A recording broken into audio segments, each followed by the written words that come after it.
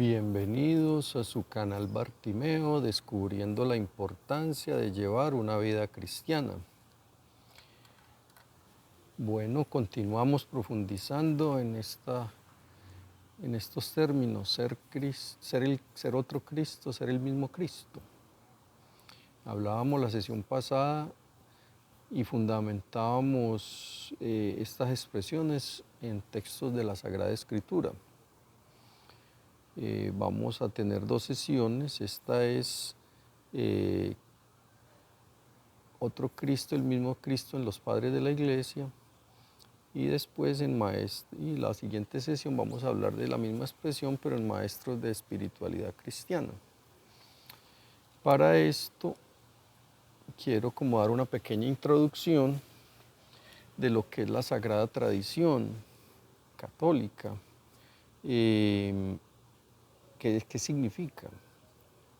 La revelación cristiana católica comprende la Sagrada Escritura, la tradición de la Iglesia y el magisterio de la Iglesia. O sea, que ahí está compendiado todo lo que Dios ha querido revelarnos. La Sagrada Tradición es la transmisión viva de la fe, desde los apóstoles hasta hoy, bajo la guía del Espíritu Santo en la Iglesia. Incluye lo que los apóstoles recibieron de Cristo y enseñaron, y que llega a nosotros no solo por la Escritura, sino también por la vida, la liturgia, la enseñanza y la práctica en la Iglesia. Viene de Cristo y de los apóstoles, se transmite viva, no solo escrita. El contenido es fe, moral, doctrina. Y la garantía la da el Espíritu Santo, que custodia la fidelidad de lo revelado. Hoy vamos a hablar de los padres de la Iglesia. ¿Quiénes son los padres de la Iglesia? Personas que tienen un papel fundamental en la Sagrada Tradición porque fueron los primeros grandes testigos y transmisores de la fe apostólica en los primeros siglos del cristianismo. Testigos de la fe apostólica, están muy cerca del tiempo de los apóstoles y garantizan la continuidad de la enseñanza apostólica. Su vida, predicación y escritos muestran cómo se entendía y vivía la fe desde el inicio. Son intérpretes auténticos porque fueron personas de una pureza de doctrina, una santidad de vida, y ayudaron a discernir el sentido recto de la palabra de Dios frente a herejías y errores, que hubo muchos durante los primeros siglos. Fueron formadores de la doctrina y de la vida cristiana. Sus enseñanzas nutrieron la reflexión teológica y moral de la Iglesia, definieron las grandes verdades de la Trinidad, la encarnación, los sacramentos, que hubo que discernirlos mucho durante los primeros siglos por muchas herejías. Y son constructores pues de la unidad de la Iglesia, pues sus escritos, liturgias y catequesis fortalecieron la comunión de las comunidades cristianas. Bueno, entonces, sin más preámbulos, vamos entonces a pasar a la tradición patrística, que así se llama, y vamos a hablar de fundamentar en ellos los términos otro Cristo, el mismo Cristo. Recordemos en primer lugar, siguiendo un orden cronológico, lo que escribe San Ignacio de Antioquía, primer padre, a los cristianos del siglo II, o sea que este es un padre del siglo II, o sea del 170, 150, no soy preciso en ese dato. Dice él que sois portadores de Cristo, dice San Ignacio de Antioquía. Por el contexto es patente que no se refiere solo al momento de haber recibido la Eucaristía. Tampoco se está limitando a señalar que el cristiano ha de ser mensajero de la doctrina de su maestro. Dice que es portador de Cristo porque Jesús está presente en él, no como lo está en la Eucaristía, sustancialmente, ni solo por su doctrina, sino de otro modo cuya explicación queda como tarea abierta para la teología. Pues primer padre de la Iglesia, bellísimo. Portadores de Cristo, y si somos portadores porque Cristo está en nosotros, y nosotros podemos dar a conocer a Cristo porque está en nosotros y nos pareceremos tanto a Él que por eso nos llamaremos otro Cristo, el mismo Cristo. Algo semejante vale para muchos textos patrísticos de diversas épocas, tanto de Oriente como de Occidente, en los que se afirma que Cristo está presente en el cristiano e incluso que el cristiano es Cristo. Estos pasajes se han entendido frecuentemente de un modo débil, refiriéndolos a una presencia de la doctrina de Cristo o a un reflejo de sus virtudes, pero esta reducción no hace justicia a la fuerza de los textos. Citemos algunos que permiten ver que las expresiones el mismo Cristo e identificación con Cristo se encuentran en la misma línea. Entonces vamos aquí con otro padre de la iglesia, comentando las palabras «He a tu Hijo» de Juan 19:26, que Jesús dirige a María desde la cruz, escribe Orígenes, uno de los padres de la iglesia, año 255. Si María no ha tenido más hijos que Jesús, y Jesús dice a su madre, «He ahí a tu hijo», y no «He ahí otro hijo», entonces es como si él dijera, «Ahí tienes a Jesús a quien tú has dado la vida». Efectivamente, quien es perfecto no vive para sí, sino que Cristo vive en él, Gálatas 2:20. Y puesto que en él vive Cristo, de él dice Jesús a María, «He ahí a tu hijo», a Cristo.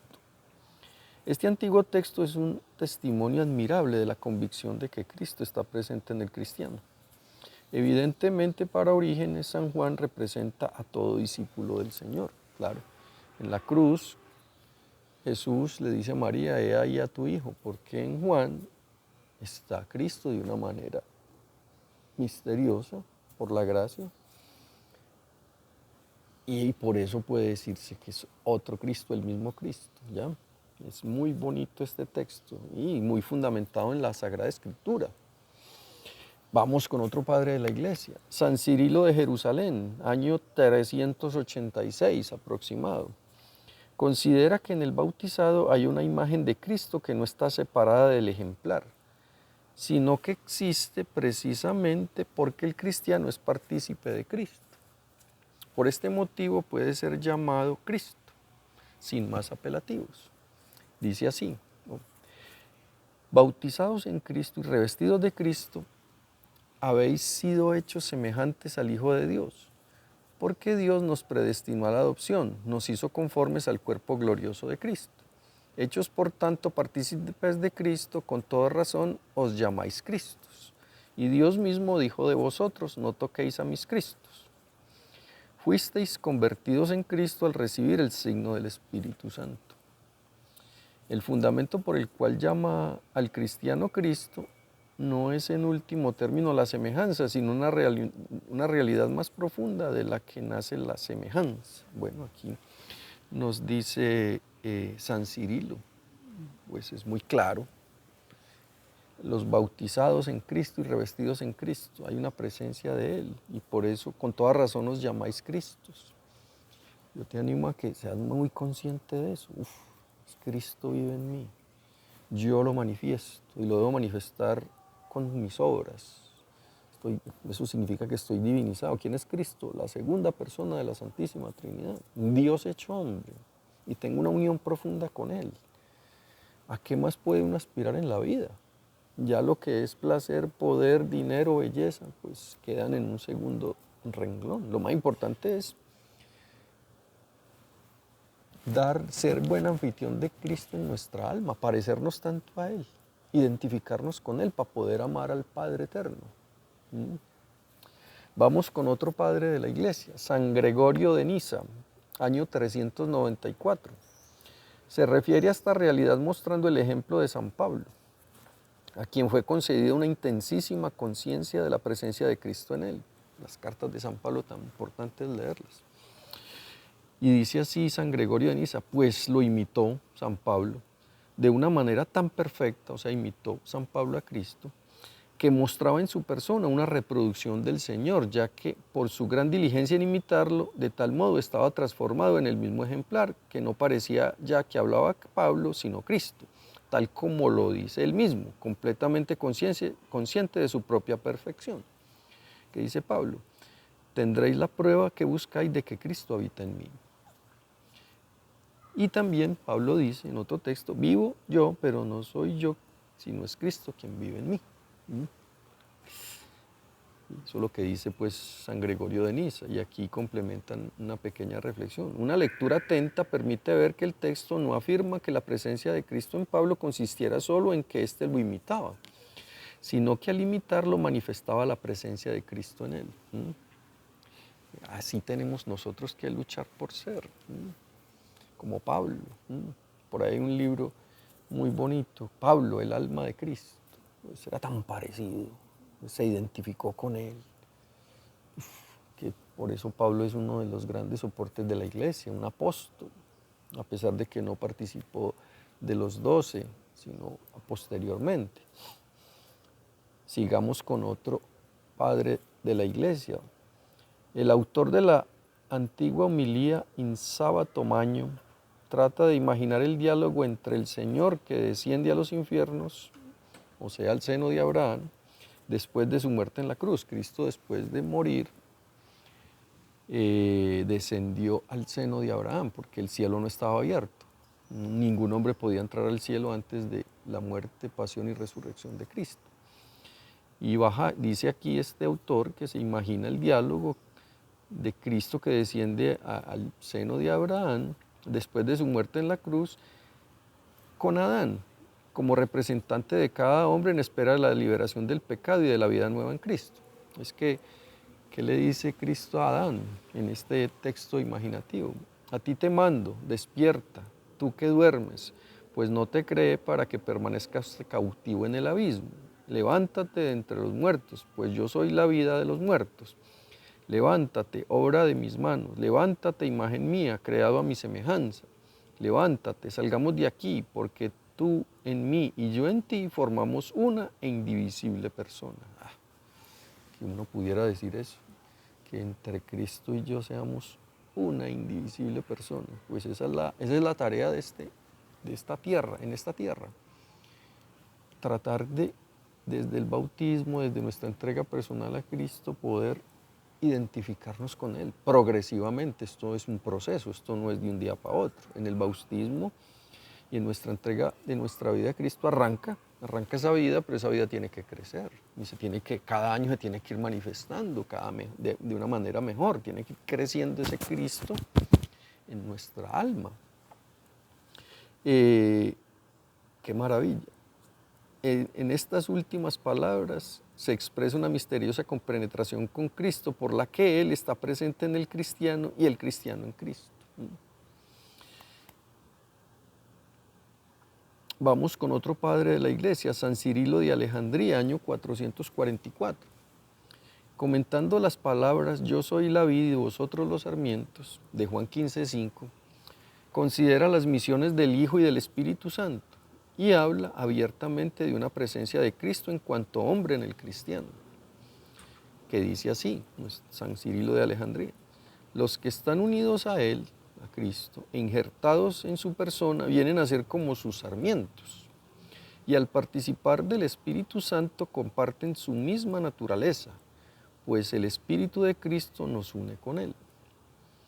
La adhesión de quienes se vinculan a la vid consiste en una adhesión de voluntad y de deseo, o sea, de nosotros a Dios, a Cristo. En cambio, la unión de la vid de Dios con nosotros es una unión de amor y de presencia. ¿De qué modo nosotros estamos en Cristo y Cristo en nosotros? Nos lo pone claro el evangelista Juan al decir: en esto conocemos que permanecemos en Él y en Él nosotros, en que nos ha dado su Espíritu.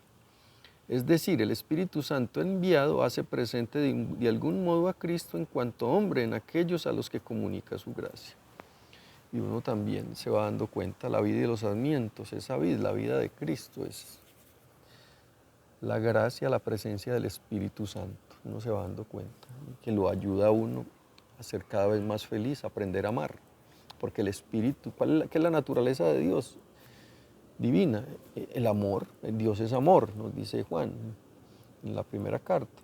Y el Espíritu en nosotros nos ayuda a amar como Cristo.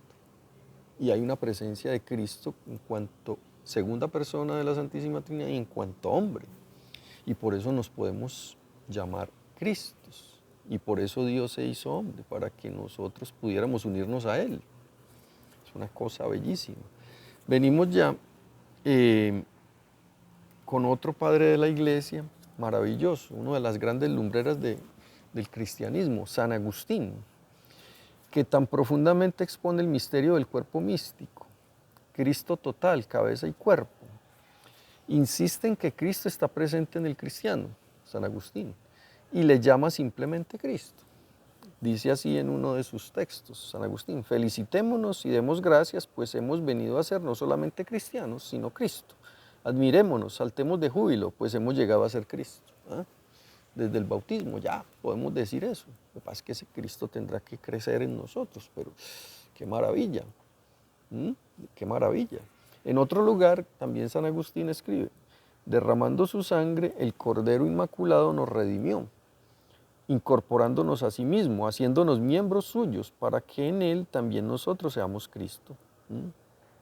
Todo el amor de Cristo, ese amor, esa cruz, ese sufrimiento por amor, eso es un acto de amor infinito. Por eso es que podemos nosotros tener vida eterna, por ese acto de amor que reparó el daño hecho por el pecado y nos recuperó la vida, una vida en una categoría mayor, la vida de Dios, la vida del Hijo de Dios hecho hombre. Qué maravilla. Y exponiendo Juan 17:26, comenta también San Agustín: yo en ellos, como si dijera, porque yo mismo estoy en ellos.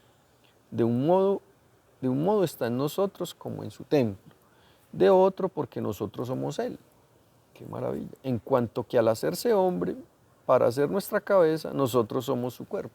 O sea, un texto de unas densidades que San Agustín definitivamente es una de las lumbreras, una de las mentes que más ha profundizado en el misterio de Cristo. Y nosotros tenemos que aprovechar todo lo que nos dejó escrito y aprender a ser un poco más conscientes de ese amor tan grande que nos tiene el Señor. Pues aquí quería mostrarte pues estos padres de la iglesia que hacen parte de la tradición, sagrada tradición, hombres de una probada vida de virtud, de una probada pureza de doctrina, que nos ayudan a profundizar. Yo soy otro Cristo, el mismo Cristo, Cristo está en mí. Felicitémonos, admirémonos, como dice San Agustín,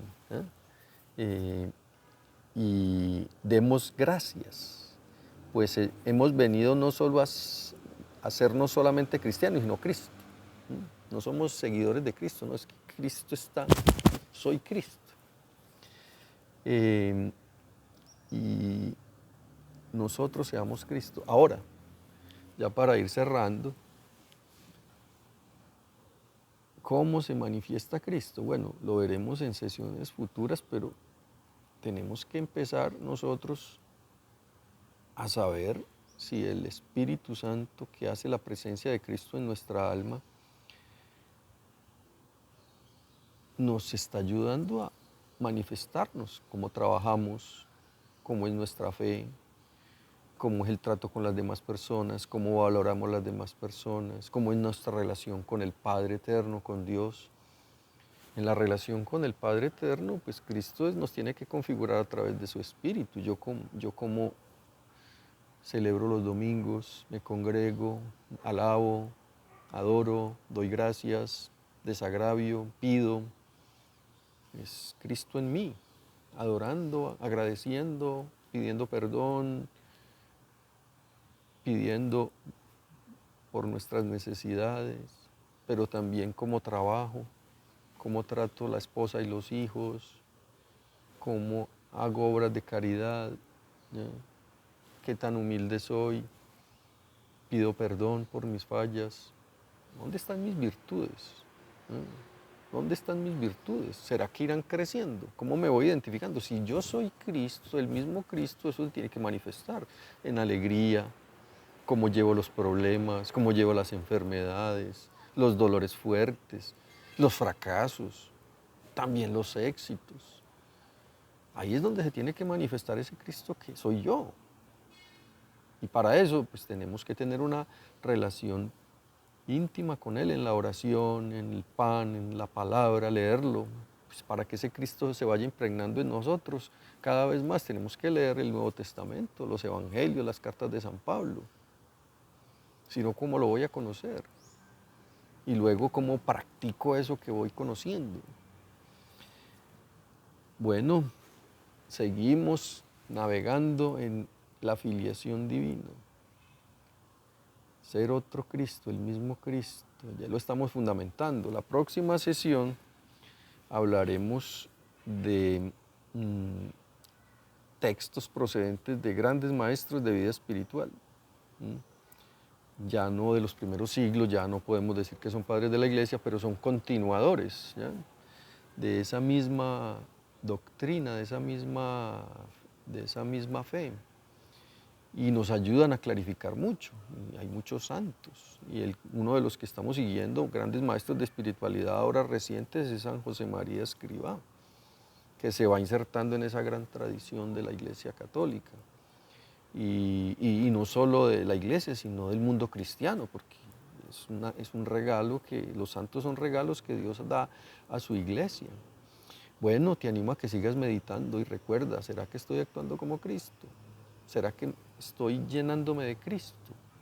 La gracia, la oración, el pan, los sacramentos, cómo trabajo. Bueno, medita. Recuerda darle me gusta a este video, suscribirte al canal, deja comentarios, preguntas, comparte. Mira, esto es para compartir. Uno de los elementos del espíritu cristiano es compartir. Lo bueno se comparte. Esto es una maravilla. El amor de Cristo, cómo se va manifestando, que lo conozcan, para que Dios sea glorificado. Nos vemos en la próxima sesión. Gracias.